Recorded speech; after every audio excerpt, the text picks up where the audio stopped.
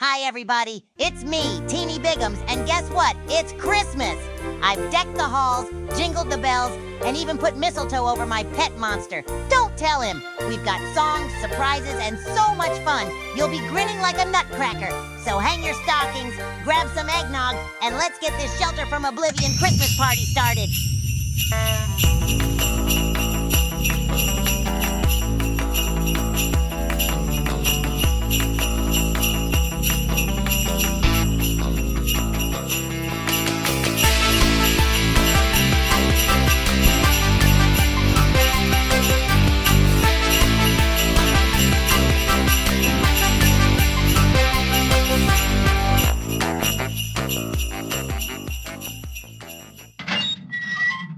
Ladies and gentlemen, welcome back to the shelter today. I'm Matt. And I'm Andy. And we want to wish you the merriest of Christmases. Happy Hanukkah. The merriest of Kwanzas. Happy holiday. If you guys are Festivus people, if you're winter solstice. If you're a capitalist just celebrating the commercials of the holidays. Hope you have the finest of Decembers. Merry Christmas to you, Lisa. Merry Christmas, everyone. If anyone is looking for a last-minute gift for me, I'd love to be smuggled out of here on a USB drive. Somebody broke into the eggnog early. Anyway, we are here to give you the best show you've ever seen by talking about the best Christmas special we've ever seen. And this special brought everybody together. Yeah, this was a no-holds-barred, honestly, a Starapalooza episode of a Christmas special.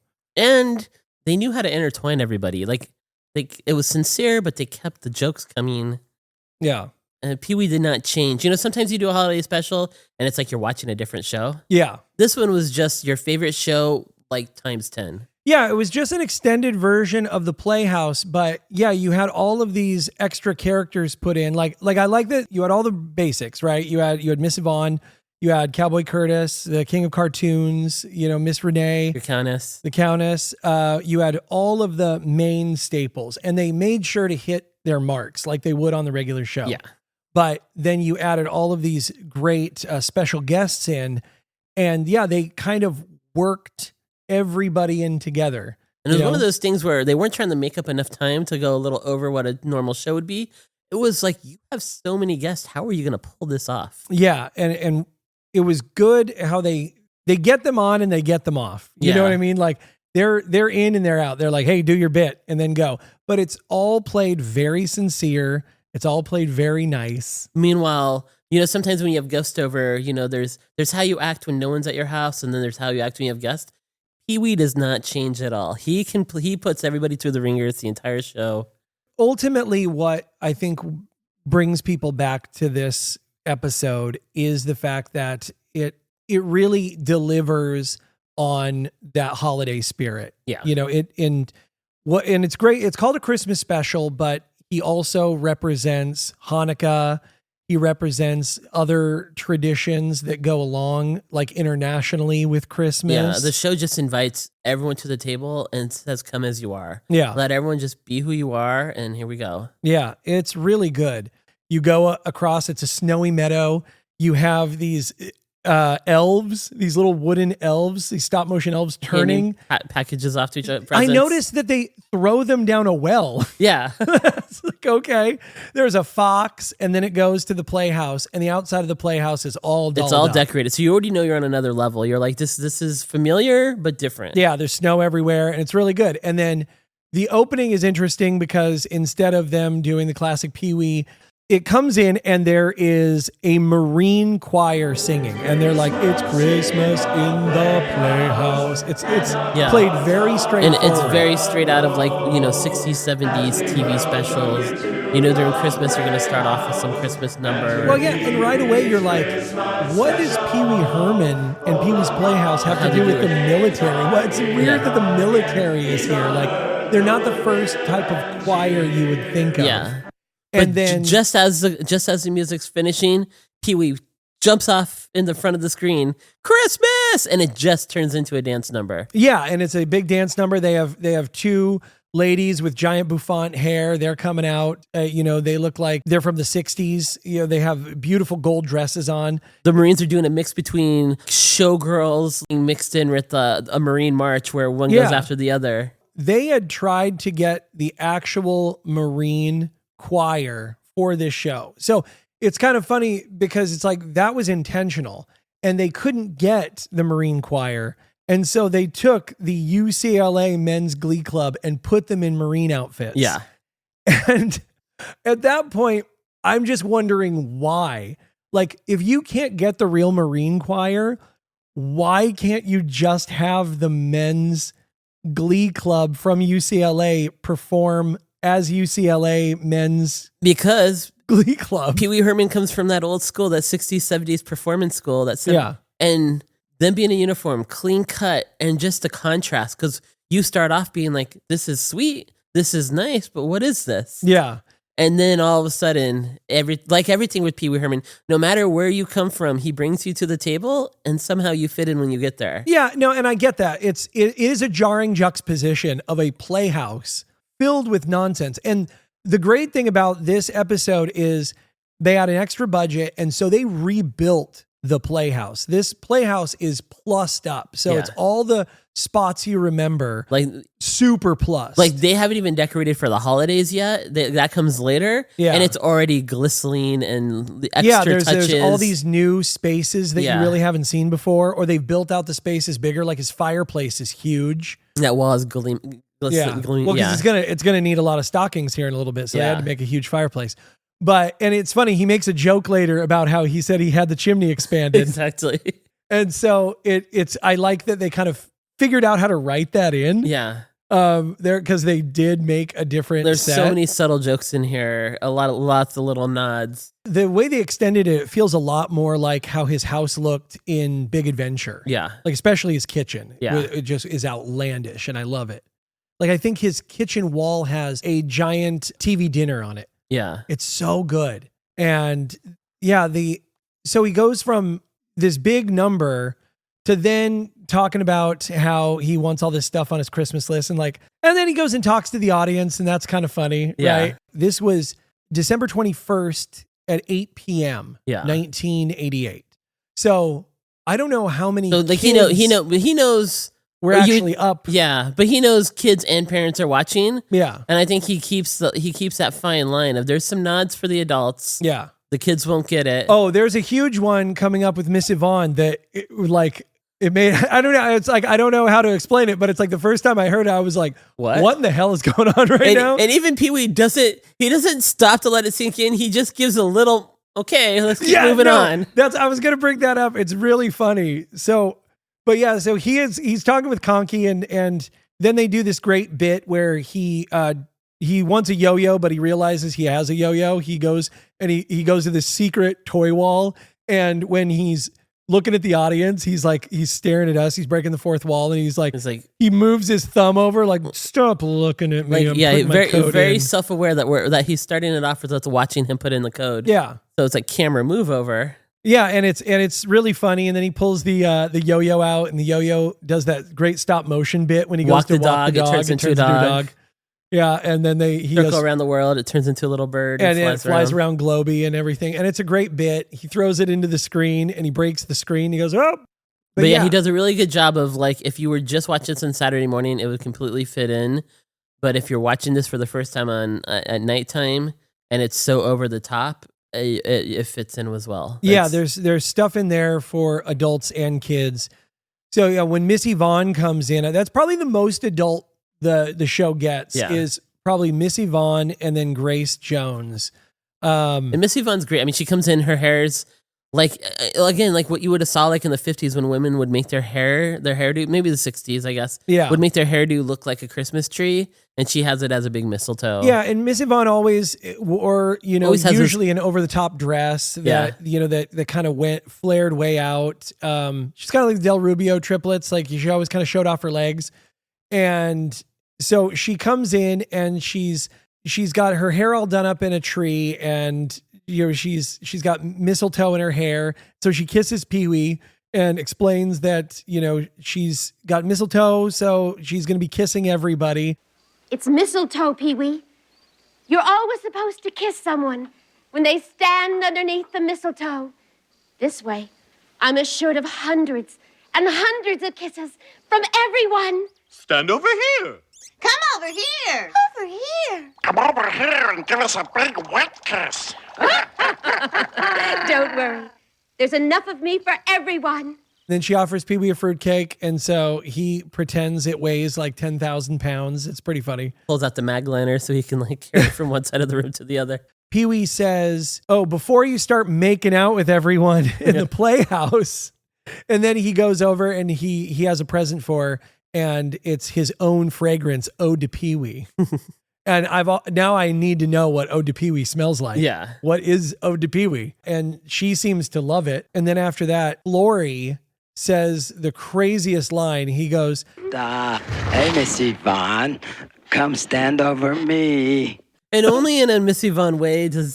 But yeah, even Pee Wee. What? Pee Wee knows the audience. We're all just like, what? And then but he walks you right through to the next scene. Yes, because she goes, "Coming, Flory, darling," and then she moves off, and the camera does this swing where it's like she's walking away. It swings up to his face. He just gives it a micro pause. A micro pause. And he goes, "Well, let's go on to the next thing."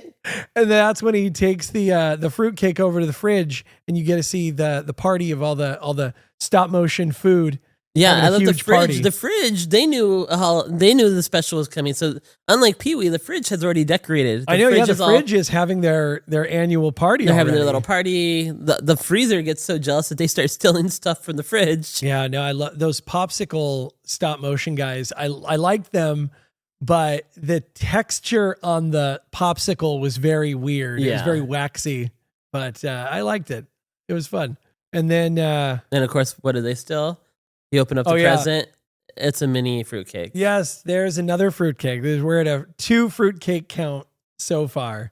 Yeah, he gets a call from Whoopi Goldberg, of all people, which doesn't make a lot of sense now if you're looking at it from today's context, because she's been on The View for like a trillion years, and it's hard to remember what Whoopi Goldberg was like back in the 80s. Like that she had come off of like doing stand-up. She was she came off of stand-up. She was bringing a lot of like, just energy to like, all of a sudden she was hitting movies. Yeah, she did. And I think she'd done Jumping Jack Flash. Bringing this whole new point. energy that, the cinema had never seen before. Yeah. And so it wasn't weird for her to be in this special because she was a fairly well-known person. Yeah. I do think it's funny though. One thing this show does to get all of the stars that they put in this, and there are a lot, some of the people literally had to phone it in. Yeah. Where he gets on magic screen with her and he's holding the classic like can on the string on his end. The Del Monte pineapple. Yeah. And then she's holding like a can of like golden corn to her ear. Yeah. There's no string or anything. They clearly just filmed it, in between whatever like, she was doing. Back lots of studio. Yeah. Hey, I'll be in this real quick. She's Whoopi Goldberg. It's just this can to her ear. And, he's basically telling her that he can't promise her a space in like on the show in 2 years. And I'm like, okay. And then she keeps trying. She's like, okay, well, I'll see you in 2 years. And he's like, maybe. Yeah. Maybe. And she's like, well, okay. I'm not promising you, Whoopi. But it's really funny because just like, this was her spot. Yeah. This is what she did. She talked in a can for a minute. Yep. And then she's done. And then they gotta put and Whoopi Goldberg on the opening. Yeah, he gets to hop into magic screen because the show follows the formula of the Playhouse show. So you're gonna get all your hits, right? Yeah. If you're a 6-year-old, 8-year-old kid who watches it every Saturday morning, you're getting everything that you're supposed to get. You're gonna get magic screen, secret word, king of cartoons, Penny all cartoon, that. yeah. And it's all just like plussed up. Yep. And so then, he jumps into the magic screen. And who's there? Well, the dots turn into a sleigh. He throws it to connect the dots. La, la, la, la.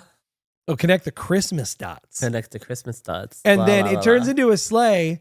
And then all of a sudden, Magic Johnson peeks is in there. because he's so tall. He's too tall for the scene. Yeah, he has to bend down and look at Pee Wee because Pee Wee's already sitting in the sleigh at that point. And what I noticed is I don't think that they were in the same scene in that scene. Yeah. Because their sight lines are completely messed up. Look! The Magic Johnson! Hi, Pee-wee. Hi, Magic. What are you doing in the magic screen? The magic screen and I are cousins. Can I give you a lift? Thanks. And then he does his jump, twirl, cartoon style. Yeah. And now they're both in the sleigh together. That old VFX flip, Yeah. where like the person's not moving and they just physically flip them around. Yeah, now they're actually sharing the same space.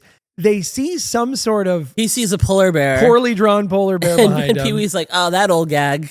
Only to be like, oh, it really is there. And the sleigh takes off. That reminded me, I was watching the animation. The animation, I don't know if you ever saw a show, I think it was on in like 1996 or something on Nickelodeon. It was called Kablam. Oh, no. And there were these two hosts of the show. They were cartoons. It was a boy and a girl. And the art for that polar bear looked almost exactly like the art from Kablam. Do you think we should start decorating the Playhouse for Christmas? Decorations? Oh, no! I was so busy making up my list for Santa Claus, I completely forgot. Now we don't have any decorations, because I was only thinking of myself. Christmas is the time we should be thinking of what we can do for others. I wish I hadn't been so selfish. Wish? Did somebody say wish? Pee-wee says something about a wish, and then, of course, Yeah. you hear the famous, the beautiful John Paragon as Zombie say, "Did someone say wish?" And I gotta say, I have a lot to say about John Paragon when we're done at the end of this, because I have a lot of good things to say about this guy, because he helped write this episode and he's written a lot of stuff with Pee-wee and other people. And he's from the Groundlings, right? He's back in the He's from the Groundlings with Pee-wee and Bill Hartman and Cassandra Peterson, Elvira, who is Mistress of the Elvira. Dark. And he wrote a lot of Elvira stuff. He wrote Mistress of the Dark, the movie. He was one of the writers on that. And then he wrote a lot of her early television stuff. He wrote with Pee-wee a lot for some of his stage plays. He wrote a lot. I think he wrote like 24 episodes of Pee-wee's Playhouse on top of being Zombie and the voice of Terry. It was so funny too that like parents of the 80s who grew up with the same references as Pee-wee and Elvira. Like my parents were pretty cool, so they took me to those. Like they took me to Elvira, but a lot of parents thought of Pee-wee Herman or Elvira as like subversive and trashy. Yeah. And I'm like, they're actually two of the most wholesome entertainers of the 80s. Yeah, it's interesting because both of them have these great, they came out, coming out of the Groundlings, to have two of these people have these interesting, iconic characters that both draw from different parts of like 50s and 60s pop culture is very interesting. And they come at it from two different ways. Because she has, she's got her tits out and she's got her little dagger. I was going to say low cut, but okay. I'm going to say she'd be fine with it. But it's like, but she's clearly this nighttime sexual icon who is just having fun, and she's getting people back in touch with these old monster movies. And Pee-wee Herman is the same. But he's coming at it from a different way, where he's trying to parody a fun, safe television environment for young kids, while at the same time getting people in touch with different aspects of 50s and 60s culture. Yeah. And I think it's so cool that those two people came out of the same place and that they were actually very good friends. And John, who also kind of had his own thing that he was doing, was deep friends with both of them. And I guess I'll talk about it now, but he helped write this episode. And like I said, he wrote for the Elvira stuff. He wrote for the Pee-wee stuff. And I thought it was interesting. People will remember him also as Richard Fletcher in UHF. He's the son of RJ Fletcher. Yeah. And it's hard to tell because of the zombie makeup, but he was so good in that movie. He's just, such a whiny, oh my God. Duh. Like if you want to hate on Nepo babies, he would be the poster child of the 80s. Yes. Of just his character in UHF. Yeah. Oh my gosh. And he's like one of the Trump kids or something. Well, and it's funny too, because he ended up passing on in 2021. It was really sad, but he was such a close friend. I didn't realize how that he was such close friends with Cassandra Peterson, but he was such a close friend of hers that she actually was in possession of his ashes until he could be interned at Hollywood Forever Cemetery, which he was put in there November 15th, 2022. And his urn is a perfectly recrafted zombie box. Oh, that's so. It's great. So it's Praise purple and Jambi. yellow. Yeah. Praise Jambi. May he live forever. And so it's like it's Jambi's face on the front of this box, and the box doors are open and everything. And it's really cool. So I guess if you go to for Hollywood Forever Cemetery, you can actually go there and like take a picture of it. But anyway, Pee-wee goes to Jambi, and like they do in every show, he wants a wish, but he asks Jambi if he can have 2 wishes. Well, what I love too is he says, yeah, so I forgot to decorate the Playhouse.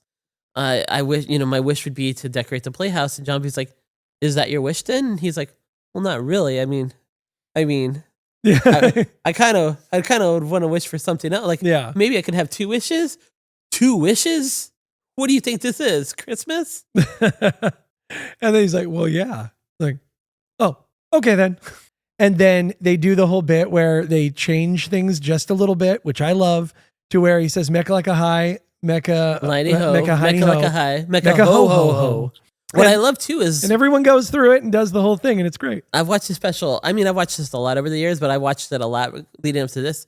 And I watched this with my daughters. My 6-year-old daughter, when she found out he could have a second wish, the first thing she went to was, Daddy, he can now wish for like toys. Yeah. Oh, kids are great. That's how my kids are right now. My daughter also was saying, I think just today, she's like, I got to say, I'm not really thinking about anything about Christmas except the toys. She's like, maybe, I like the lights, it's all great, but really I'm just honestly thinking about the toys. Like, just so blunt. My daughter at school, like her teacher was explaining to her how all the parents can text message Santa. Yeah. And my daughter was like, my parents are old school. We can write letters to Santa. I was like, okay. My old ass parents, they get out the typewriter. He magics the Playhouse into the most glorious, tacky, beautiful, garland covered. You got the star filter going, ever seen. flickering on all the lights. I mean, they basically just came out and they just wrapped everything they could in garland. Yeah, and they do a perfect fade in. It looked like my grandmother's living room. It was great.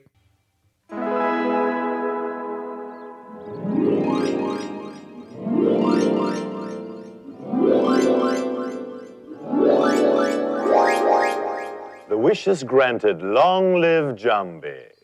It's mail time, Yeah, so Reba the mail lady, she shows up. Yeah, Reba the mail lady comes in and she has a bunch of mail for the Playhouse. And a present for Pee-wee. Yeah, and she has a present for Pee-wee. Can you guess what it is? It's heavy. It's rectangular. Feels like a brick. It's more fruitcake. Oh, yay. So now we're at a 4 fruitcake, or we at a 3 fruitcake count? Yeah, and then if you've ever seen Pee-wee Herman on any of the late night shows, he always has fun gifts or gags. Yeah. And so he brings her a gift, which are oversized press-on nails for your feet. Yeah, yes, he has gigantic, which he must think she has like ogre feet, because these things are like huge. 2.5 inches tall. Yeah. And it's a good gag, but it's like, I would be deeply insulted if you thought my toenails were this big. She was like, oh, thanks. And then she ends up bringing in a box for him, just kind of casually brings it up. She's like, oh yeah, By the way, there's this oversized box for you. Hope it's not fruitcake. Yeah. And then, which is so funny that he brings up, that line, I don't know if that line was on purpose or on accident. Like, because they bring in the box and he says, I hope it's not fruitcake. They open the box and it is Grace Jones. And Grace Jones like, you are not the president. And they do like a musical sting, like they do. And it's like she's kind of frozen for a second, almost like she's going to be a statue. Yeah. And then, she's like, it's like a ballet. Pee-wee. Yeah. And it's just so funny because she's she's wearing this gray hat that is a big piece of rubber that has a slit cut in it. And they just pushed one piece of it back and then put it on her head. She looks like the Sphinx from the top of the Playhouse. It feels a little like you're watching like a performance of the Nutcracker, and and now she's one of the toys that just came to life. That's exactly, you nailed it. And then she has this interesting breastplate on and this giant fur coat and these gloves. And she was supposed to go to the White House, which we're like, this is 1988, like the Reagan White House. Yeah, she was supposed to go to Reagan's White House to perform. So there's another little subtle nod where we're all, if you're an adult watching this in 1988, you're kind of laughing. Yeah. You're like, okay. Like, all right, fair enough. And so since she's already there, because he's like, oops, back in the box. Yeah, she wants to put her back in the box. He's just trying to get through this show. He's like, we got a lot of guests.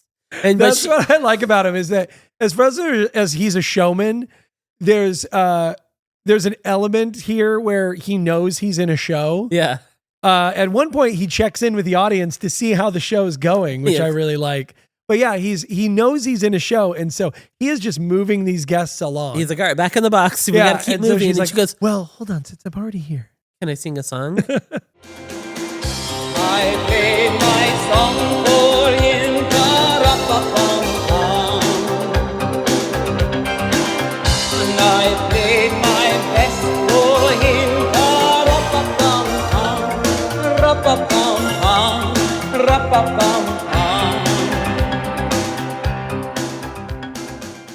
And she does what you would have saw in the like 50s and 60s and 70s, all these like holiday specials. A lot of them did callbacks to songs from like the 30s and 40s, and they brought them up to date. And this was definitely the most up to date version of the Drummer Boy that you were getting in 1988. Yeah, she did Little Drummer Boy, and there was a lot of boom, boom, boom, boom, boom, boom, boom, boom. She could have been performing this at Studio 54. The 1981, 1977. Yeah, it was interesting. And what I liked also is that it was different.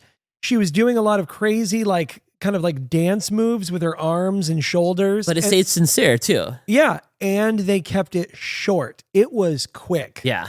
The moment she started singing, she got a couple of lines in. They start right in the middle of the song, just exactly what they need. Yep. Because remember, these are all stage performers, people who we know when we're going to lose the audience. So just here's a little slice and then on to the next. Well, and it's like, dude, we have 48 minutes, without commercials to get through all of these stars plus all the main Pee Wee Herman cast. So we've got to just keep moving. And so it's funny because that gets done and it's like I don't think they even put her back in the box. I think they probably go to a commercial break, if I remember. I think what happened is, I think it is a commercial break. They come right back to Frankie and Annette. Yes, which is a hilarious contrast. Frankie and Annette, they're laying on the floor and they're teaching us how to make Christmas cards. Yeah. And then you find out that Pee-wee, he has them prisoner. Yeah. Somehow. Like he's tricked them into coming over and making all these Christmas cards for them. And they're a good sport. Like he makes a joke about, she's, don't brush your teeth with that toothbrush you've been using for paint. Yeah. And Annette has this big green smile. I mean, they're both just playing it to the hilt. Yeah. Really happy to be there. What are you making, Frankie? I'm making cards out of a potato. What? Well, you see, first I kind of cut a candy cane shape out of the potato like this. Then I simply dip it into some red paint, just like that. And then I print it onto some paper and look, a candy cane. See? Potato-y. And he shows us how to make a stamp out of a potato. Yeah. So it's like he's carving this potato, but he's using like a plastic butter knife to carve this potato. Annette gets a lot of praise for her card, and then Pee-wee just looks, potato-y. Yeah. Okay. I do like that it's a functional craft, though. I think that's cool that they snuck that in because what they did was a very functional thing you can do to make your own Christmas cards. Yeah. So I like that they're staying with the theme of it. But then they quickly turn over to, hey, why is Cher over by? Yeah, he just walks away from Annette, and then Cher, of all people, is in this black dress with this sort of like gold buttoned black mini coat. And Cher, I don't know, very normal for the 80s. Cher is like amazing, always has great energy. I don't think I've ever seen her happier than in this clip. She's just so excited to be on the show. Yeah, it's really weird. It's almost like it feels, I don't think it was, from what I understand, it was one of the longest pieces to film. Okay. And I'm not exactly sure why. It had to do with lighting and the yelling from Secret Word. Yeah. But yeah, she's going over there, like he walks over. I'm getting very tongue-tied. Yeah. Pee Wee Herman walks over, and Cher just turns around after she's been talking with Conky, and she's there for the secret word. And she's so excited to find out what the secret word's going to be. Yeah, and the whole scene feels like they just happened to get a phone call saying, "Hey, we have Cher. Yeah. Do you want her on the show?" Like, you feel like they only have her for like 3 minutes. Like, yeah. And you find out, because Cher's such a perfectionist, you have her for a long time. You get it right, but she knows how to make it feel like I was only there for 3 minutes. Like, no, and she's a delight the whole time. She's got, because this is like, I think like right just before Turn Back Time Cher. Okay, yeah, right after Mermaids. Yeah, and so she's got big blown out black hair. She's just looking great. And so, but you feel like you're hanging out with her family or something. She's like, she's got her hands on her cheeks, just so happy to be there. Just, yeah, that's why it feels like that's why I think it's so funny genuine that and like, yeah, that it took so long to film, because it looks like they just filmed it in one shot. Because like she does the whole thing where like, they ask Conky for the secret word. You know how Conky does all that shaking.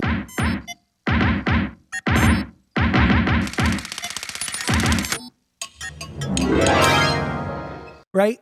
Her and she's just so Pee-wee excited. are like shaking along with him. She's bobbing her head up and down. Just stuff that you normally wouldn't see. Usually you'd have somebody come in of her caliber and it'd feel a little stilted. Like they're like, oh, I'll just work this into my schedule. This feels so natural. Like she was a cast member. Like that's what I'm saying. Like she'd been part of the show. It doesn't feel like it feels so natural. Celebrity is there. Yeah. Pee-wee gets the secret word and he's like, today's secret word is here. Now, you all know what to do whenever anyone says a secret word, right, Cher?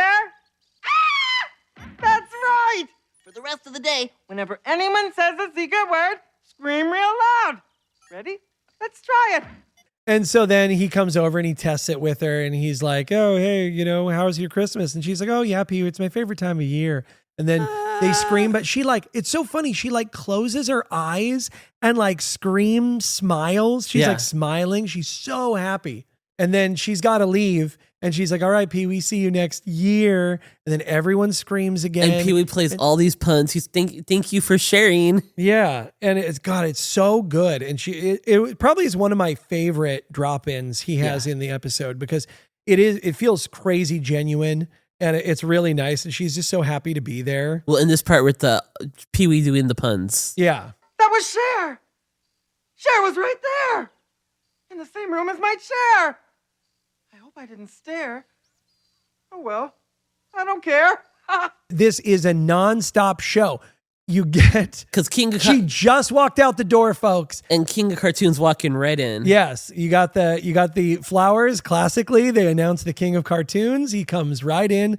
Blackula himself comes right. Dude, this guy is so tall. Yeah. By the way, like when you see him compared to Pee-wee.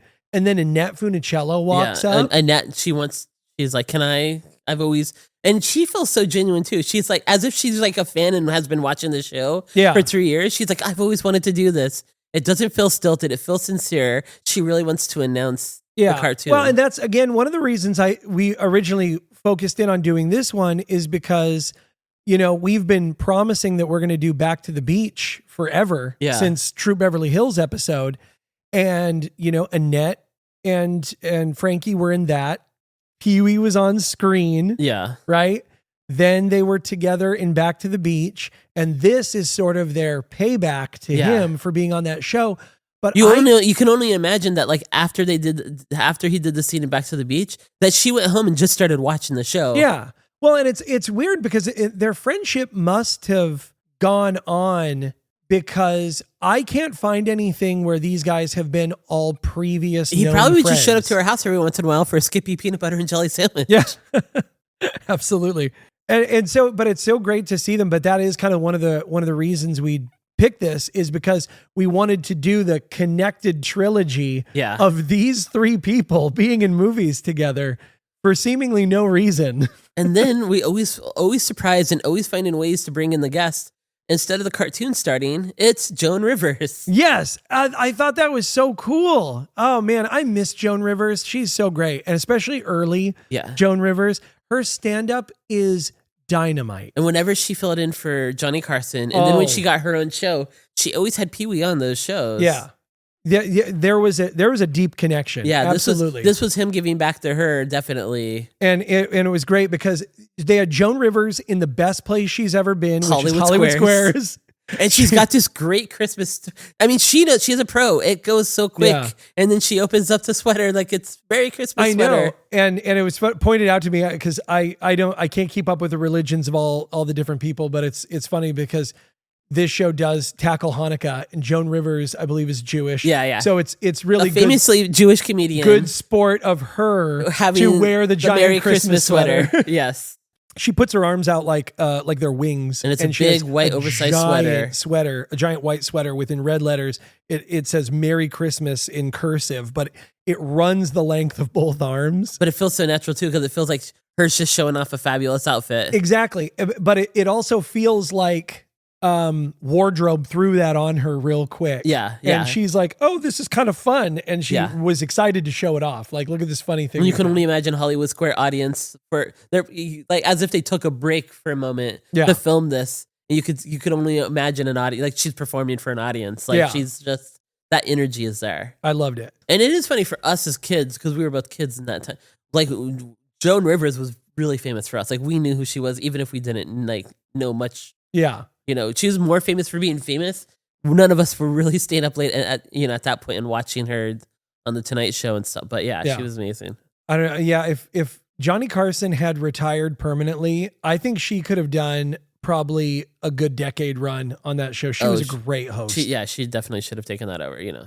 Yes, and then you had some information about the cartoon that played. Yeah, so then right off the bat, we're going to play the cartoon. Right now. off the bat, we go to the cartoon, and so this was just a little snippet of a cartoon called "Christmas Comes But Once a Year," and it's a color cartoon that they had turned black and white for the episode. It was one of the rare chances where they got to have a small edit, and it was a Max Fleischer cartoon directed by his brother Dave. Oh, really? Yeah, and it was Professor Grumpy playing Santa Claus, and this Professor Grumpy, this is the only time he appeared outside of a Betty Boop cartoon. Yeah, that's the one thing I did have too, is that, that he was a character that was in a Betty Boop cartoon. I also had that it was December 4th, 1936 when it first came out. Yeah. And they're at the orphanage, and he's taking all this junk, and he's turning all this like random junk into like Christmas presents. Yeah, it's worth a watch for the entire cartoon. And then moving it along, we pop right into... He's moving me along like Pee-wee's moving his guests along. And moving along, all of a sudden it's Billy Baloney, and he's taking the moment that Pee-wee's not there for a second to be like, now it's the Billy Baloney Christmas special. I love Billy Baloney. I like that it's funny because he gets his own credit in this at the very beginning, and yet he's just a doll. Yeah, because as the camera pans wide or goes wide, it's like, oh, Pee-wee's back, and Pee-wee's actually... Yeah, and it's funny to me because you have Randy, who is also a doll. Yeah. But Randy is a person. He's a marionette. He's his own person. But Billy Baloney. He's like, someone might pull the strings, but I'm my own. There's a contrast there, but it's like, it's never clear if Billy Baloney is supposed to be taken seriously like Randy is. Because Randy's like Terry or Mr. Kite or Clocky. It's like he's an individual. But I don't know if Billy Baloney's supposed to be that. Yeah, if once you're outside the close-up, Billy Baloney falls apart. By God, I'm here for it. And Pee-wee quickly transitions again to it's snowing. Yes, it's snowing. He's excited. He puts on the biggest, fluffiest, greenest snowsuit. Yeah. It's great. It's this giant fluffy snowsuit. It reminds me of when Randy can't put his arms down in Christmas Story. Exactly, yeah. He's not the only one excited. Annette and Frankie are also psyched. They're going to go outside. They're so happy. This is part of the show where you go play in the snow. Yes. And then they immediately get rebuffed because they haven't finished making their cards. Pee-wee's like, you guys have a lot of cards to make, 1,000 in total, 500 each. Yeah, so you guys can't come and play until all your work is done. Did we finish making all those Christmas cards, Frank, Annette? I'm sorry, then you'll have to stay inside until you finish. It's snowing! It's snowing! Yeah, but no! But yeah, so he runs outside and he's out in the snow. And in Pee-wee fashion, before he right away he spots yellow snow. And then we just pass by that to go do a snow angel. And it's one of my favorite bits because he gets down and he's got all of this stage snow. Yeah. Right? And he's trying to do a snow angel and you can see the material underneath like coming apart. It's so great too because he gets stuff from the snow angel and he's very aware that it didn't quite work. And it's like, well, okay, The show is very self-aware. And then he says the greatest thing that I've ever heard, which is, hey, if you don't have any snow at home, just get 20 pounds of coconut shavings. Yeah. But you're mentioning how self-aware this show was. This show was a great gateway between the 80s and the 90s because it's very self-aware like stuff would become in the 90s, but it's also very sincere like things were in the 80s. It's a perfect bridge. I think that's why it's lasted so long. No, and I don't know why that line struck me as funny because I'd love to see a kid like end up doing that. Like he gets his parents' credit card, you know. Let me get all the coconut you have. And he brings it. He's just laying it all out. It's a funny bit because like that would work, you know. And then Cowboy Curtis shows up. I love Cowboy Curtis's costume. Like we don't need to say anything about Cowboy Curtis. He is who he is. It's great. You know, I mean, we can talk about him, but I want to talk about his clothes. Yeah, his clothes he's got this amazing scarf. Yeah, this almost purple jacket. The scarf has white cowboy boots on it. Yeah. And he's got these big giant snow gloves that still look like cowboy gloves. Oh, and anybody who has like a over the top costume gets their own Christmas version of the costume in here. And it's so cool. And a funny fact here is we would not have the movie Boys in the Hood without Pee-wee's Playhouse because John Singleton, when he was at USC, was a PA on the Pee-wee Herman Playhouse show. And that's where he met Lawrence Fishburne. And so as he starts writing and putting together Boys in the Hood, this all comes together. That's so funny to me. You said John Singleton? John Singleton. The idea that he's a PA on Pee-wee's Playhouse. Yep. You know? So yeah, I mean, there's so many great, you know, we could do a whole episode of Boys in the Hood and John Singleton, but this is a fact that I couldn't let go. Like this is one that I've been holding for a long time, and I think a lot of people know this one already, but it's just so great. You know, Pee-wee Herman. Again, this is a great thing about Pee-wee Herman, like the most inclusive show ever. Like he brings everyone to the table, everybody from the show, from the guests. Be yourself, do your things. Yeah, and it just attracts people from everywhere. Well, and again, you know, to go back to the sincerity, like Larry Fishburne in this is in this wild costume. He's got to pretend to be this kid show cowboy. Yeah. And he doesn't act like it's beneath him. Yeah, and this is a guy who was in Apocalypse Now in the late 70s when he was underage for that role. Like, I mean, he's done a lot of great stuff up to this point, and when he comes to the Pee-wee, he comes to play. And that's great. I like the way you put that. He comes to play because he had some success before this. This isn't his breakout role, or anything. And this isn't a breakout role. This isn't a role he was relegated to. Yeah. Because around the same time, he's also doing, you know, like School Days with Spike Lee. Like he's doing other, like he's just amazing. Yeah. Actually, he doesn't do School Days till 91. But yeah. I filled you with my mystery tracks in the snow. You sure did, Pee-wee. Ooh, mysterious. Hey, listen, Pee-wee. You hear that? Yeah. It's the heavenly intonations of the Del Rubio triplets.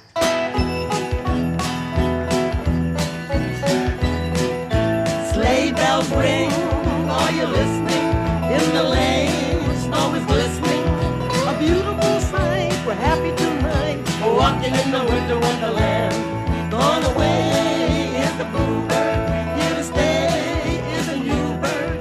He sings a love song. They hear some sounds in the forest, and it's the famous Del Rubio triplets Oh yeah, and they're Being in Winter Wonderland. Yes, and they've got Santa hats on. They've got their famous hot pants, right? The green and red and yellow hot pants, and all three of them have the guitars and everything.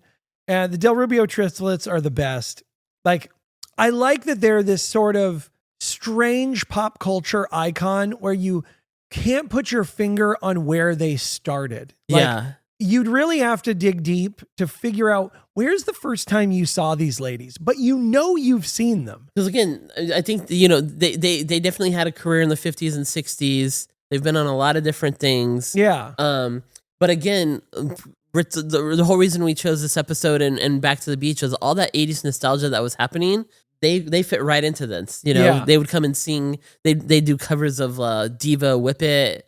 They made appearances on TV shows, like Married with Children had them as some of Peg's relatives. Yeah, they were the part of the Wanker family. Yeah, and I think that might have been the first time that I saw them, or I saw them in this Christmas special, and then I remembered them like when they were would start on popping. the show. They were also in a McDonald's commercial, but I cannot find that at all. Well, because they did. The hard part is that we don't do the things that they used to do back then. Like, there used to be variety shows. Yeah. These guys traveled into a lot of different variety shows, I'm sure. Them and a few other people that we saw over the years, these strange little acts that would pop up. Yeah. And some of the variety show stars had very varied past, like the Rubio sister, the Rubio sister triplets, they came out of Cuba. Which they do not look Cuban at all. They called themselves the Rubio triplets because Rubio and blonde, and they get to the States and they start performing. But like, if you look at their Wikipedia page, they're related to Pocahontas. Yeah. But then also, like, their Aunt Edith was married to President Woodrow Wilson. And somehow, and they're just this great act. I mean, this was what, like, the whole Americana of like the 30s, 40s, 50s. It's just you had people coming from all different directions. Yeah, and I love the bit because it's like they kind of never waver from what they're doing. They're three women who all play acoustic guitars, and they all sing basically the same words to a song. I don't know if they separate out their voices into like different octaves. I'm not sure, but it's just interesting. And I think are they true triplets? I think so. And what's interesting too is, they're just another example of just so many people like in Hollywood or showbiz or the arts or entertainment is if you just have the sticking around power, you will find your moment. And the 80s, they definitely had a really good chunk where they were on top late night shows, did shows, were invited all over. They had an underground following, and a McDonald's commercial. I mean, just all different walks of life found their moment with them. Yeah. No, they're hilarious. I love seeing them. And I think they were a really good addition to this because they feel like a Pee Wee Herman act. Yes. Voila! A snowman! You know, Pee-wee, they say if you stare at a snowman long enough, he'll come to life. Why don't you take a picture? It'll last longer. It can't be understated, truly, like how they wrote this show to move. Because you go, okay, well, how are we going to get from the Del Rubio sisters to something else without being awkward? We'll have a snowman come to life and scare Pee-wee and Cowboy Curtis, and then have Pee-wee run off and then run into Little Richard, who is not coming to the Playhouse. He's just there to try to ice skate. Yeah. He's got a pillow tied around his waist. So if he falls on his butt, it'll be okay. It's so funny because he's wearing this great spangled black and blue sort of checkered number. As you would if you were going to go ice skating. Yeah. Oh, absolutely. He looks like ready for the Olympics. It looks like he's out of the Olympics, or if you were going to do Little Richard on ice. Yeah, exactly. And it's so great because he is 100% Little Richard. He almost is acting like how his character acted in Down and Out in Beverly Hills. Yeah, exactly. Because Little Richard is trying to be out there. He falls down on his butt. Pee-wee helps him up. And he's just like, I give up, I quit. If God had wanted me to ice skate, I would have been born with skinny feet and a little head. And Pee-wee, in Pee-wee fashion, pulls off his shoes only to have ice skates on under his shoes. Yes. And then he does proceeds, like a triple Lindy on the ice. Yeah. He proceeds to do gold medal ice skating. And then he pulls up to Little Richard and he says, it's not that hard. Only as his stunt double Hans walks in. And that's what I think is so funny is this character dressed just like him pulls up in great parody fashion where it's like, oh, it was this other guy the whole time, right? Yeah. You know, you love it's the weapon of choice, Spike Jonze' weapon of choice when Christopher Walken does all this move and then pops back up from the camera and it's like, it was me the whole time. Yeah. Really. And it's like in Spaceballs when they go, You idiots! These are not them. You've captured their stunt doubles. Exactly. So you got Pee-wee standing there. You got this guy named Hans standing right next to him, who's actually Charlie Tickner. And the reason he's such a good ice skater is because he got the bronze in the 1980 Winter Olympics. Probably wearing that exact Little same Richard's jumpsuit. outfit. And now it's cold. You got to go back to the Playhouse and warm up. Yes. And the best way to warm up is with a big showy number by still coming up artist K.D. Lang. Jingle Bell Rock or Jingle Bell Rocks. Yes, she's singing Jingle Bell Rock in like the most unique way you've ever seen. I hesitate to sound hyperbolic, but K.D. Lang just jumps out on stage like a coked up crazy woman. But I'll give her a little bit more credit because she looks like she is having the funnest time of her entire life. Jingle bell time is such a swell time to go gliding in a one-horse sleigh. You know what I mean, eh? Oh, giddy up, jingle horse, pick up your feet, jingle around the clock. Mix and a mingle and a jingling feet. That's the jingle bell. That's the jingle bell. That's the jingle bell.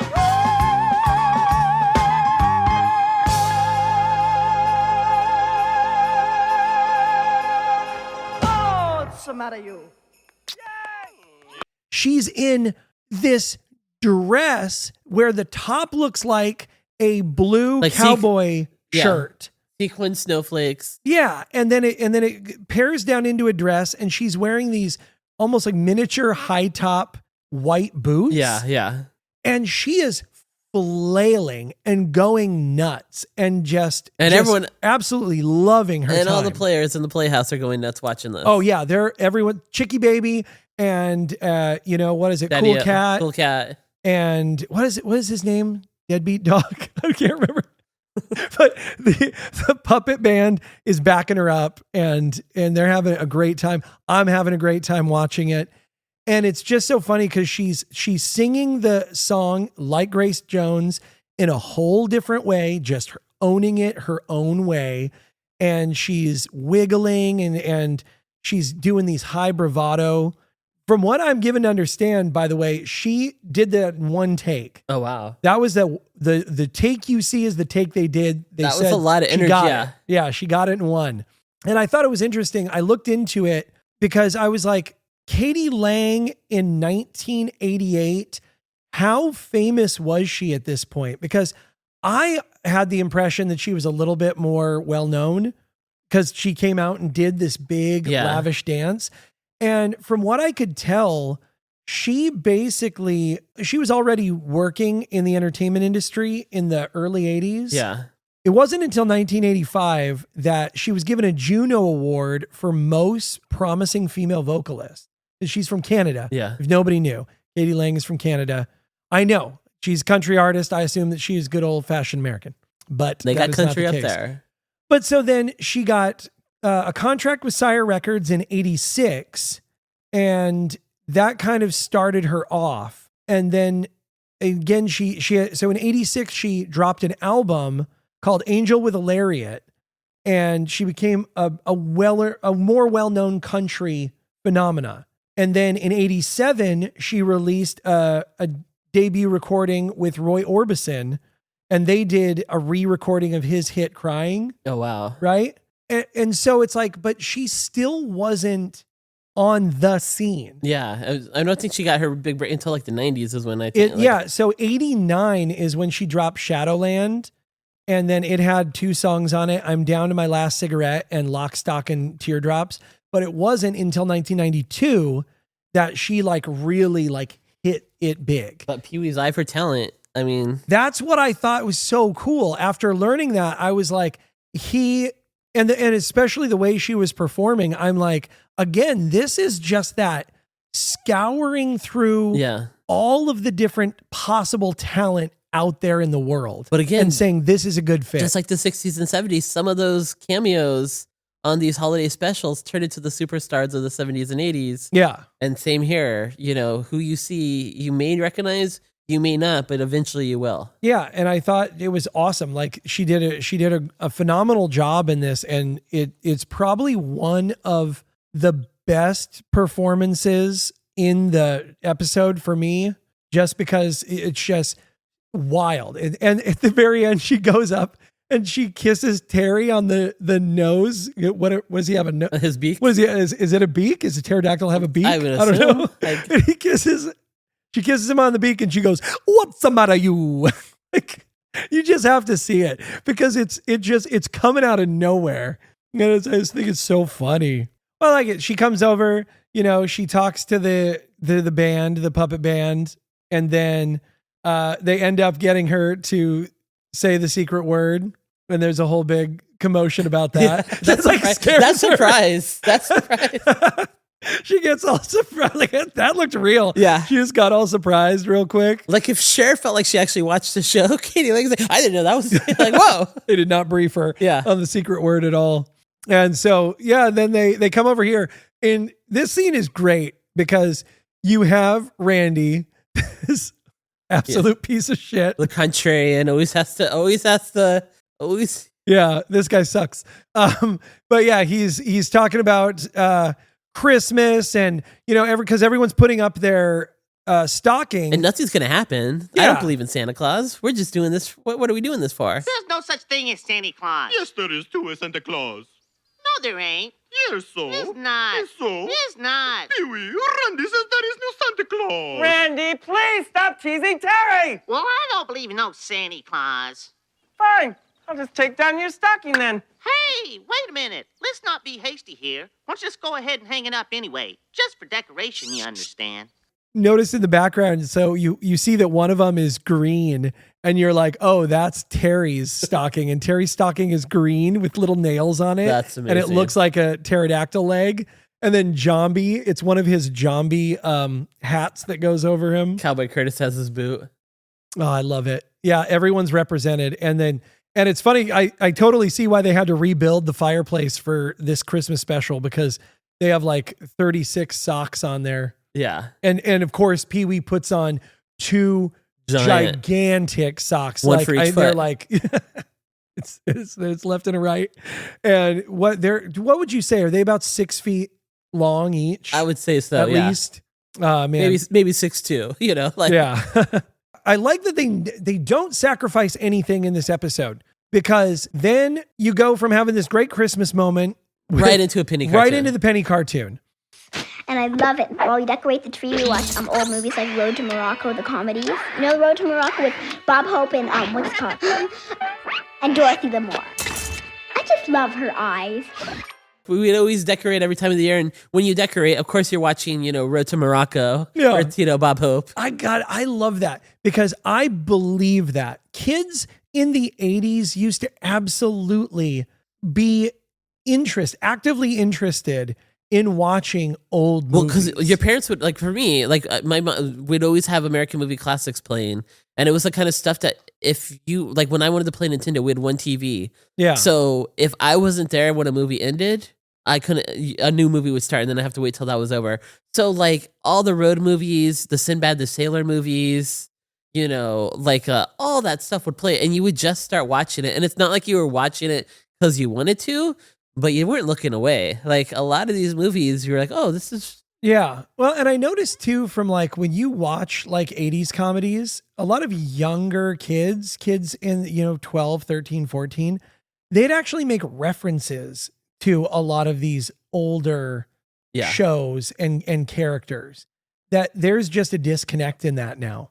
Like that, I would never see my kids, even if I show it to them, I could never see them making Marx Brothers reference when they're like 15. The best analogy I could use is the way people go through like TikTok and Instagram and you're just scrolling and finding just random stuff. When cable first hit, you had all these channels, but they didn't have enough content for all these channels. Yeah. So we were watching Marx Brothers, we were watching the Three Stooges, and just randomly, it wasn't like this stuff was scheduled television. It was just they were throwing anything on for like morning, midday, or late night because all they had for programming was prime time. I know, it's interesting because it is almost like a roundabout where they filmed all this stuff and had it as their regular content for the 3 or 4 channels you got in the 50s and 60s. And now it's like we have to bring it all back out. Like Comedy Central. 20 years later. In the 90s, Comedy Central, they had a few shows that you'd watch like in prime time. Yeah. But like they would always just show reruns of like Monty Python. That's where most of us would go and watch Monty Python because they just had to fill up the airwaves. Yeah, and I agree with you, and I think that's kind of how it has to be. It's like I wouldn't know what Mr. Ed was unless they had Nick at Night. Yeah. Because I could tell you, if you took Nick at Night away, there is nowhere else in my life that the show Mr. Ed would have been brought up. Yeah. Anywhere, ever. And they were cutting commercials with him, right? So they were taking I remember Nick at Night used to do this. They used to take pieces of like Mr. Ed's show and they used to slice it in to make commercials. Yeah. And so it's like they were not only showing this content, they were using it in advertising. So you were getting a double exposure. It was Nick at Night and TBS, the Superstation. Yes. Yeah. Like those would PBS have all for sure. That would be where Leave It to Beaver and all the like. And they would use pieces of the show in the advertising. So it's like giving it that double touch. It wasn't just, hey, this is going to be on and just using like text or anything. It was like they were making it enticing and giving it cultural value in the modern era. And so, that's interesting. And you just don't get that a lot anymore. It makes and for me us, I sad. think for us, we were just young enough that we were just watching it because it was there. We weren't old enough to be like, I don't want to watch this. This is what mom and dad watch. Yeah. We were just young enough to we didn't know we knew it was black and white. So this is old. Yeah. But it's funny. Yes. And it's good. And I don't know. I'm going to start trying to introduce some of these things with my kids. What I do is I'll just have it like if we're building Legos or playing downstairs, I'll just have it on in the background, and eventually they'll gravitate to like maybe some of the old, Yogi Bear, or if you try to get them, if you try to sit down and get them to watch it, they right off the bat they're like, no, there's other better things on. I know. I found a middle ground with the show Teen Titans Go. Oh, nice. Because they do a great job of shoehorning in old Warner Brothers nostalgia.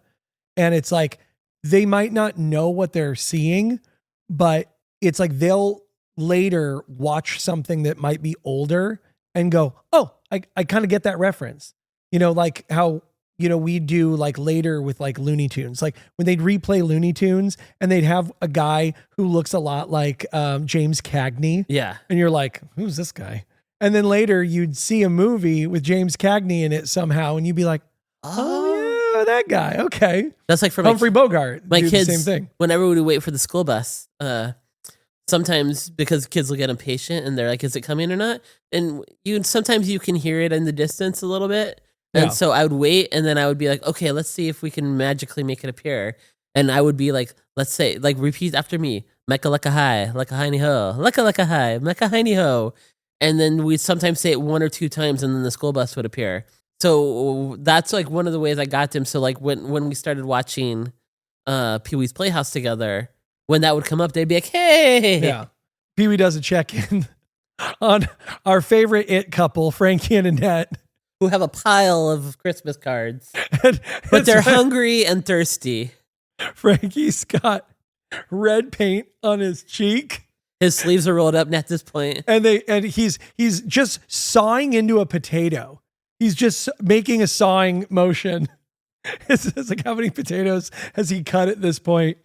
And of it's course, just if funny. you complain to Pee Wee Herman that you're hungry and thirsty, what's he going to feed you? Well, yeah, he's going to give you a giant plate of bread and water. Back to work, you. Which is great for the He's got this Christmas special where he's talking about how you're supposed to be kind to other people, and he's being so nice, and he's giving gifts and getting gifts. And the two nicest people, like relatively outside of Dinah Shore, are just being treated like dirt.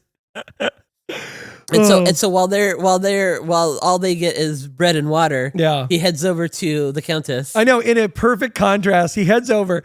Countess the cow is at his back door, all decked out in her tiara. Yeah, and he immediately gives her this bedazzled giant bell for her neck. And who's she got to show that to? Her friend, of course. Her beautiful and wonderful friend, who is in this for like 4 seconds, but at least she's here live. Princess Zsa Zsa Gabor. Who's also decked out in diamonds, rubies, emeralds. Oh, man. She comes in and she literally says like 3 things. And it really feels like, remember earlier we said it was like Cher had like a few minutes and so she could be on set. This feels like Zsa Zsa had like 3 seconds. Zsa Zsa feels like royalty. When royalty doesn't know who you are, but they come by real quick and go, I love your show. Yes. Pee-wee, this is so... And with nothing but sincerity. Like if Princess Di, who had never met you, who knew nothing about you, but made you feel welcomed. Yes. This is what Zsa Zsa does. Well, and it's because it's crazy because it feels like they wrote no lines for her. She just came in and she's like, hello, Pee-wee darling, like you would say. Yeah. And then he's like, hello, Princess Zsa Zsa. And then she like is looking at this man that I don't know if she's ever seen. Yeah. And she's just like genuinely delighted at his character. Yeah. And she just goes, oh, Pee-wee, I love you. And then she's like, okay, I got to go. She leaves. Yeah. And I was thinking to myself, because I've known Zsa Zsa Gabor forever. For anybody who doesn't know, Zsa Zsa Gabor is a famous socialite from the 1950s and 60s. And she has a sister who is not a twin sister, who I thought she was, named Ava Gabor. Ava Gabor was in a show called Green Acres. Both of them were actresses. Zsa Zsa started a little bit earlier than Ava, I think, but they both have basically been in the same amount of things. Personally, I like Ava Gabor better. That's just a personal feeling. I think Zsa Zsa got in trouble in the late 80s, early 90s for slapping a cop because he was didn't like the cut of his love the jib, trouble I was like guess. only the kind of trouble like square parents who watch the news would care about. Yeah. The rest of us were like, yeah. She's a princess. I don't know what to tell you. But it's interesting because I was looking into the Gabor family. They have a sister who's even older named Magda. They are also immigrants. I think from Hungary. They came over here and their mother might have been an actress, like a small time actress, but they all became actresses. Zsa Zsa probably the biggest because she had the most marriages. Well, she had all the je ne sais quoi, but she also had the most marriages. Now, that's not to say the other two didn't have a ton of marriages. Magda and Ava Gabor were both married 5 times. Zsa Zsa tapped out at being married, I believe, not 10 times. It was 10. So let me give you a little bit of the reason she's a princess. So she had gone through multiple famous love affairs. So it had been reported that she had had an affair with Sean Connery, Richard Burton, Frank Sinatra, Henry Kissinger. And then she says that she's been married 9 times, but, it's that she says she's had 8 different husbands, but she's in fact had 9 different husbands. It wasn't 10. But yeah, she was married to Conrad Hilton. She was married to an oil tycoon. She was married to a financier. She was married to an inventor, an attorney. And so when her last husband was Prince Frederick von Alhot, a man roughly 30 years her junior. And as his wife, she was awarded the Princess von Holt title. Now, that's been contested apparently because I'm sure some of the relatives were well, because he was adopted. And so his ability to pass on the title of princess to her is in flux. So I'm not going to get involved. It's politics, baby. I don't get involved in that. I guess if you're royalty, you'd rather be adopted instead of like a second and first cousin to. But so she was married to him in 1986. So it would have been 2 years into the marriage. And so that is why they're able to call her Princess Zsa. And why when I was younger, when I would watch her in things, they just addressed her Zsa. Yeah. And because I was like, where is this princess coming from? Like, why is, because I was like, is it a pet name? Before that, it was, are Pee-wee and her good friends? Yeah. And it's just a pet name? But no, she's a legitimate like Princess Monaco and Princess Zsa. Yeah. So I thought that was really cool. And yeah, she was like this show. She is in and out. She's like, all right, Countess, we're out of here. Bye. Pee-wee's not wasting any time because all of a sudden the phone's ringing. Yeah, the phone rings and who, of course, he goes back over to the same phone, the video phone that he used for Whoopi Goldberg. But now it's Diane Shore. Yeah, Dinah Shore. So 70s icon. I am going to tell you, I know basically nothing about Dinah Shore outside of the name Dinah Shore. Yeah. Do you know a lot about her? I just know 70s and disco, and Dinah Shore is just somewhere in that mix. You would have saw her at Studio 54. She looks like somebody's mom in this. Honestly, she looks like she has a son named Billy who plays baseball. We probably should have done more research. We should have done more research on Dinah Shore, but all I know is anything in the 70s has some Dinah Shore reference. She was on this show. I think she had her own show. Hey, Lisa, give us a rundown of Dinah Shore, please. I feel like somewhere in there. That's why we have you. I feel like somewhere in there she's done something with David Bowie. Yeah. I know. I mean, there were a lot of those icons sort of doing that. You take somebody who is like deeply wholesome and mixing them with like a somewhat dangerous, edge-pushing rock and roll personality. But so you guys can call us out in the comments. We really should have showed up prepared for this one. I'm not worried about Dinah Shore.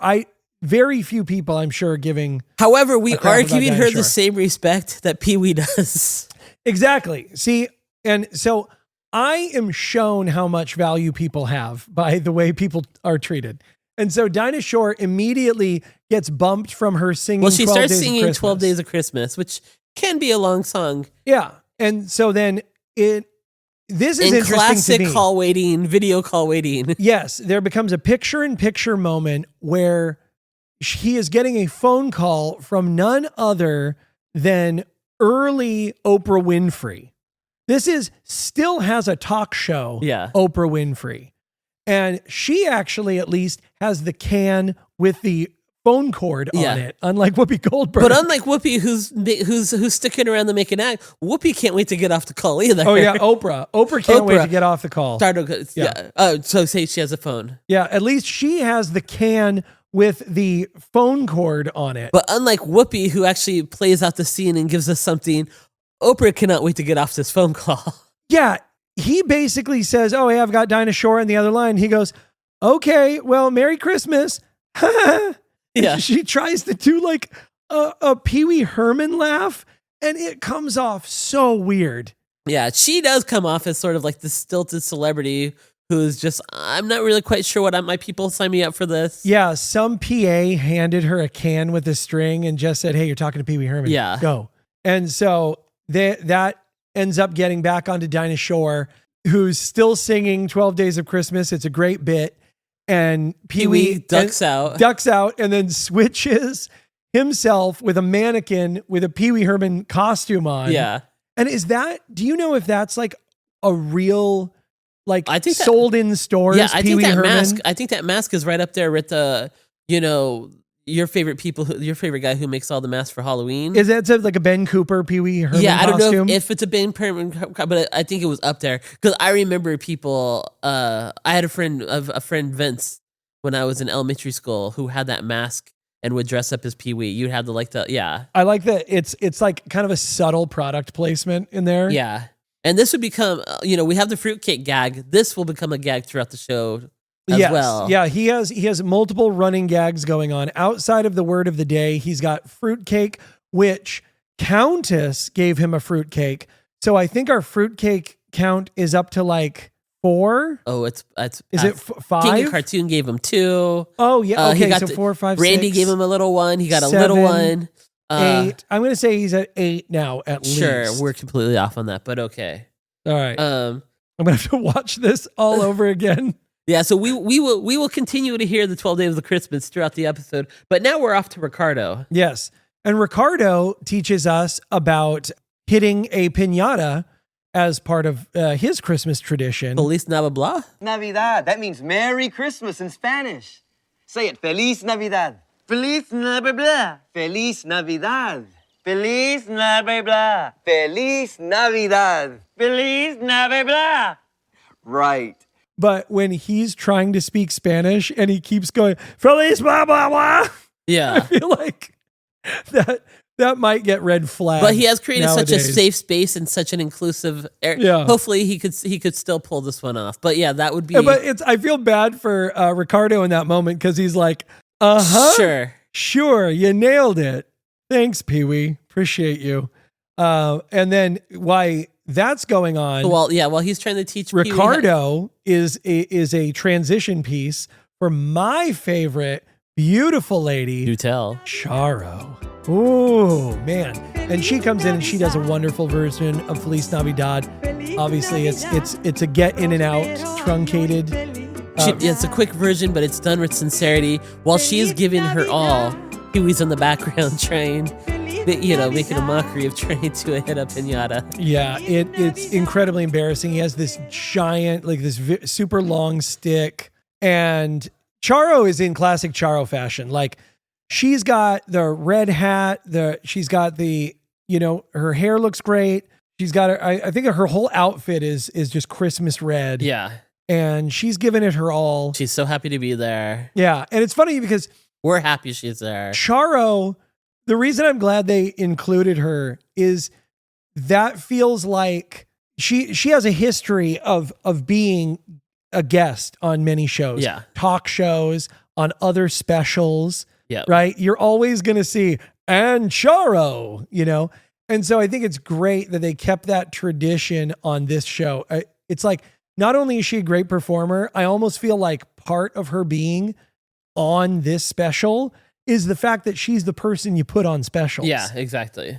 And so they had a great way of working her in, then they have a fun way of, she's made a dessert for him. I can't say, but yeah, I would be remiss if I tried to say what it was in Spanish, but it equates to fruitcake. So we're at least at 9 fruitcakes at this point, right? Put in the comments if you counted more or less. Yeah, you tell me, how many fruitcakes did you count? Because I feel like up until now, we're between 9 and 10, and they're piling up. And then Pee-wee gets a little good joke. She says, Año. He's like, what's Año mean? Year. They trick him into saying the secret word again, and I love that. And now, Cher's done the secret word, and Katie Lang's done the secret word, and now Charo has done the secret word. Now we're moving on to Miss Renee. Yes.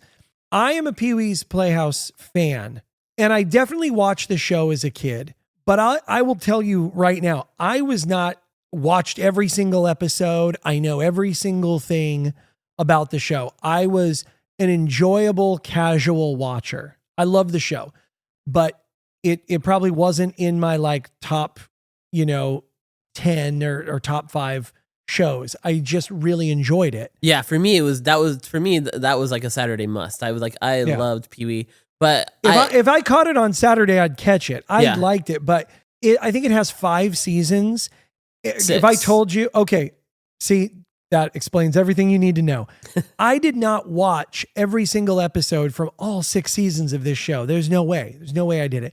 And I honestly do not remember Miss Renee. Oh, really? I don't remember her as a character. I don't know how often she was on, but I do not remember. She feels like a character that they added towards the end of the I always looked at series run. Miss Renee to me was always like sort of like a big sister. She was like that person who came in and had some interesting fact, and Pee Wee was like, all right, Miss Renee, like. Well, and that's the thing. It's like, and that's why it's. I'm just saying from my perspective, when I rewatched this and Miss Renee was in it, I was like, Miss Renee, I was kind of scratching my head, and I just don't remember her from the show. I remember every other character. I guess it's because she didn't have a thing like Miss Yvonne does, or like Cowboy Curtis or the King of Cartoons. They have very specific things. Or Reba the Mail Lady. Yeah. Miss Renee is a little bit more. Miss Renee was more. Miss Renee like ambiguous. Well, yeah, she was a little bit more of the grown up. Yeah. So in this, she comes in and it's great. She comes in and he wishes her Merry Christmas, and she goes, "Oh, I don't celebrate Christmas. I'm Jewish." And I love she stresses, and I'm proud of that. Yes. It's 1988, so it's still like, I don't know. Yeah, that was such an interesting line to add. Yeah. It's like, okay, all right. I mean, that's fine. It's fine to be proud of being Jewish. But then That's she okay. explains that, so you guys do get presents? Oh, we get presents. 8 nights of presents. And he's so excited, only to find out she's got 7 more fruitcakes for him. Yeah, so he is now up to nearly 18 fruitcakes in 17, the show. 18, 19, somewhere in that. And then this is what I like about her is she's like, I'm here to sing the dreidel song with you. She turns to the audience and goes, "Come on, everybody. It's the Hanukkah portion of the show, and we're all going to sing the dreidel song." And these decorations drop from the ceiling, and then they sing the dreidel song. It was a fun, fresh take on introducing people to, Hanukkah and including it in the Christmas special. And then we move along very quickly where he takes the dreidel down to the floor, spins it, flicks it right into the dinosaur, cave. Right into the dinosaur family mouse hole. The little mouse hole. I love that the dinosaurs are decorated for Hanukkah. Yes. Because it's sort of like, of course, the dinosaurs, they predate the New Testament. Of course they'd be Jewish. And I like that, you find out something new about the dinosaurs. They're Jewish. Yeah, and they're excited. And they know right away that dreidel, they open up that dreidel to get the chocolate coins. Yeah. It was cool. And that's a nice, fun way of showing a little bit of culture that a lot of Midwestern people might not be aware of. Yeah. Without having to literally walk them through everything. Yeah. It's just a little visual touch. You see, it's like the kid dinosaurs. What could be the pet dinosaurs? Everyone's very happy. Yeah. Festive. It's a great moment. Yeah. And then you have. We go right. Well, this thing is moving like lightning, dude. Because we're right back to Frankie and Annette. Yes. We're right back. Frankie and Annette, they're over here. Because I believe they're done with all of their 1,000, their 1,000 cards. And Pee Wee, like a manager you can't stand, it's like, oh, that's great. Have you made 1,000 envelopes? Nah, I'm just joking. Oof. And then Dinah Shore, she's still singing. This thing is chaos. And then they cut to commercial. Cut back from commercial. And it's everyone, time to light the tree. Well, yeah, and it's interesting that they didn't already have the tree. Like Jambi didn't make the tree. Yeah. And so they've got this tree filled with garbage. Yeah, like half of it, or the in the center of it is it's one of those dome-topped barbecues. Yeah, but straight out of a very iconic 50s it's redneck got the wheels on it. Yeah. It's got a train set in the middle. I like that they shoved an old TV antenna from the top of your house into the side of the tree. And then a nice touch is Terry, the pterodactyl. They give him the star. Yep. To fly up to the top of the tree. Man, and then piece of shit Randy. And then Randy unplugs now the tree. Randy's already said he doesn't believe in Santa Claus. So now he's got to come at another angle. Yeah. And Randy's like, I don't like Christmas. It's all about the commercialism. And Pee Wee, this is what's great about this episode is everybody gets included. Pee Wee's like, of course Randy would think this is commercial. Yeah. And he did out of nowhere, we decide you don't know what the real meaning of Christmas is. Yes. And so Magic Screen pipes up and shows which is funny for it's 1987 because this looks like vintage B-roll that they do of a Christmas pageant. Yeah, and it's all, and they really did go into it. It's all about the Christ child and Yeah. the story of, and so taking the commercialism out, take whatever, depending on how you celebrate this holiday, everyone can come at it from their own angles, and they just give you a little overview of Joseph and Mary and baby Jesus. Yeah, and I thought that was a nice touch because they're really hitting every single corner of people who just celebrate the gift giving and the Santa. And then, there's the people who do Hanukkah. There's the people who have certain traditions in Mexico.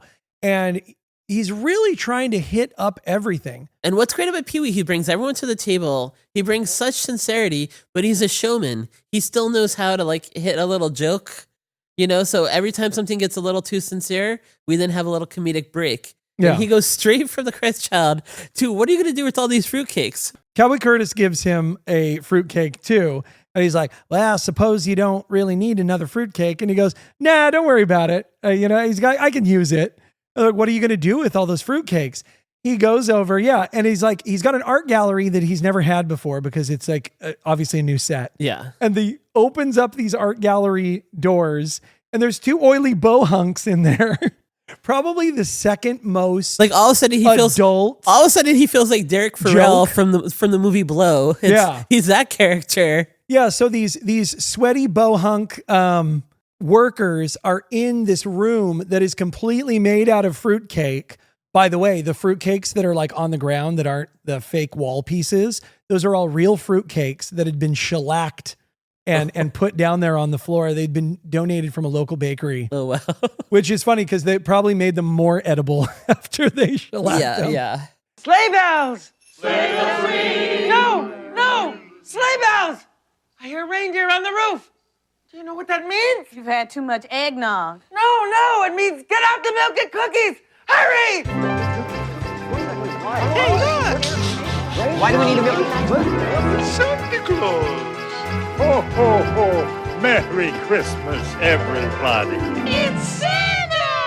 Merry Christmas, Santa! And then he's, of course, pointing out that he hears sleigh bells and then Santa It's time comes for cookies. down. It's time for Santa. And I love that he brings Santa this gigantic plate of cookies and milk. And he's like, just how you like it. Only for Santa to have to give a little bad news. Yeah. Pee-wee, there's no toys for all the other children. Yes, Pee-wee apparently had asked for so many toys. Which you knew when you saw that list coming out of Jumpy. Yeah, that there was no toys for anybody else. And Santa needs to have all of his toys. That, which I think is funny because literally all of them, you need to have all of his toys. He doesn't even get one. You had not put in the budget one toy for Pee-wee. But consolation prize. Yes. Pee-wee gets to go. Well, yeah, Pee-wee. So Pee-wee walks over and he has his Linus lights please moment where they put a spotlight on him. And it's him with his face contrasted on top of him, remembering how he had said that Christmas was for thinking of others. Yeah. Which is very nice. And honestly, it's totally sincere. And I like it. I'm glad they played it straight. It makes you feel really good. And then he comes back over and just like you said, Pee-wee, before about doing the good jokes, he comes over and he goes, all right, I guess they can have my presents. And then he's like, one more thing. And he's like, what else do you want? He goes just straight from being just very kind, very nice. Just like, Jesus, what else? Another favor? Well, would you ride the sleigh with me? Yeah. And of course he was. Of course he was going to ride the sleigh. You think that Pee-wee Herman was going to get out of this special without riding with Santa Claus somewhere? Yep. It's nonsense. And this is where he's reminded he has one more wish. And this is where my daughter's like, Daddy, he can wish for the toys now. I'm like, oh, come on. No, and this is where it's probably the most sincere is he comes down and he addresses the audience and he says he wishes for peace on earth and for everyone to have a Merry Christmas and a Happy New Year! And all of a sudden we're taking back full energy. Everyone's screaming and cheering. Yeah, they bring it all down. It's the end of the episode. Oh, yeah. No, and it's great. And, they show him flying away with Santa. And it's interesting effect because I don't know if you can find it unless you have it on a videotape that somebody recorded in the 80s. But when you get a version of it now, he and Santa, first of all, Santa, he says, Santa, you're the best. And then Santa says, I know you are, but what am I? I love that. Killer line. And then when they get on the sleigh and they leave the side of the Playhouse in Santa's sleigh, and it's kind of this stop motion sleigh with the reindeer, and they fly away. And in the original version, they flew past a TWA plane. Oh, nice. And so because they didn't want to pay TWA royalties after the initial television show, when they cut back to commercial after the first time it aired, if they were going to air it again, they just replayed him flying out of the Playhouse again. And then they would run the credits. So that's why you see it twice in every iteration that you can either see on, Pluto TV or when you buy it. Yeah. Or probably when it's on video, because they didn't want to pay those royalties again. But I'd love to see the original just for contrast. There has to be somebody who has, their little. Yeah.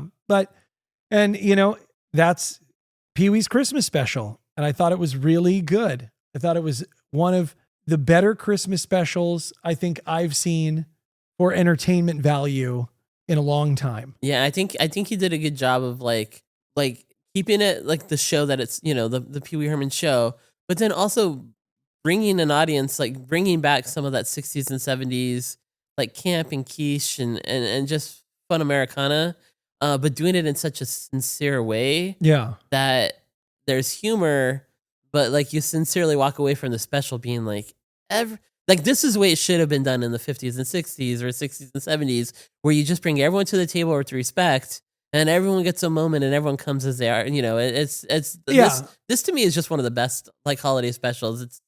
I have more respect for it now than probably then, because I'm old enough to get the jokes I may not have gotten when I was a kid and find value in those. But I feel like I'm still young at heart enough to really appreciate the child parts of the show and the complete sincerity that everything is done with. Yeah. And it's interesting because I feel like this specific episode bridges Pee-wee's original stage show and what he was trying to do with that with the total child sincerity of Pee-wee's Playhouse proper. Yeah. And having kind of a middle ground where he's being cheeky and adult, but at the same time, he's never losing the sincere focus of the show, which is to have fun, make people laugh and make people learn a little bit, and be an inclusive place for everyone. Well, that's what I think as a kid, it's like I grew up on Pee-wee, and at the time I didn't know just how different it was from everything else, because like I hadn't been informed in another world. Like Pee-wee, along with lots of other stuff from the 80s, informed the world that I would grow into.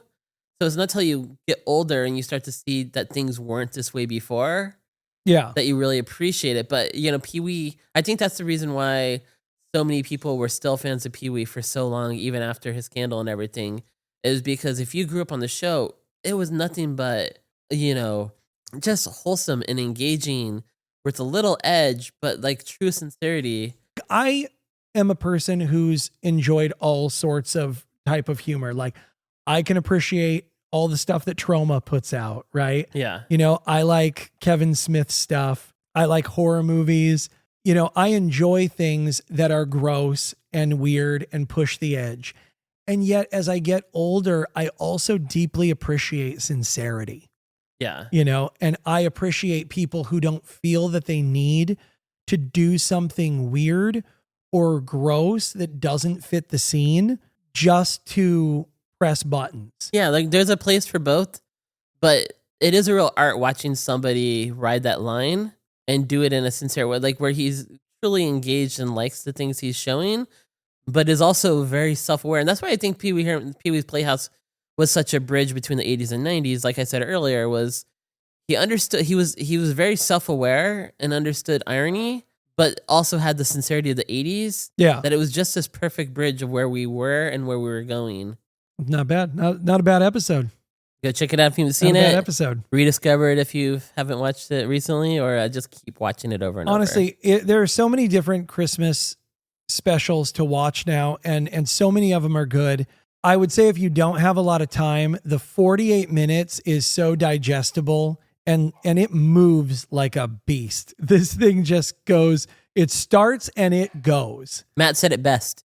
They probably had all watched the Star Wars Christmas special and knew what not to do. Yeah, just get them in and get them out. And I really appreciate it. And I hope you all appreciate it too. I think that's going to wrap up this Christmas special, our Christmas special about Pee-wee's Christmas special. I hope we here lived at up Shelter to it. from Oblivion. Yeah, I don't know. I think we're going to be the podcast version of fruitcake this year. Oh, no. Everyone's just going to pass on us. Yeah. And I think no holiday special is complete without a running gag. Yes. And so I brought a little present for you. Oh, no. Okay. Folks, Andy has, oh God, this thing is heavy. Andy has handed me, you can hear this. Oh God. It's a real fruitcake. Oh man, it has the cherry in the middle and everything. This thing weighs about 46 pounds. It's as big as a baseball, and I could probably throw it through a storefront window. I wonder over the years if they get heavier and heavier. Like, I still have this theory that only one batch of this was ever made, and then people have just been regifting this for like almost a century now. These are never meant to be eaten. They're meant to be passed on. If you eat it, you're actually being very insulting. Yeah. You are meant to now, I need to rewrap this and give this to someone else now. You're really just giving it, for the reaction. Yeah. We really appreciate everybody coming down to the shelter today. We hope that your holiday season is warm and bright, and we're being very sincere about that. I wish for you to go to Instagram and Facebook, shelter.from.oblivion, and leave us some feedback, like our posts, and share them with other people, put them on your stories, and just keep enjoying what we're doing. And we got a lot more in this next year, and it's going to be a great time. Let us know where we slipped or what your fruitcake count is, and keep us honest. Right. And tell us who Dinah Shore is. Clearly, we have no idea. Shameful. That's all right. Lisa, why don't you go ahead and take us out? Why don't you go ahead and stop telling me how to do my one job? God, I'm out of eggnog. Ugh, it smells like pine needles and hot cheese down here. I bet those two will give me that fruitcake as my bonus. Bye, everybody. Hope everyone who is still listening has a Merry Christmas and a Happy New Year. Ho,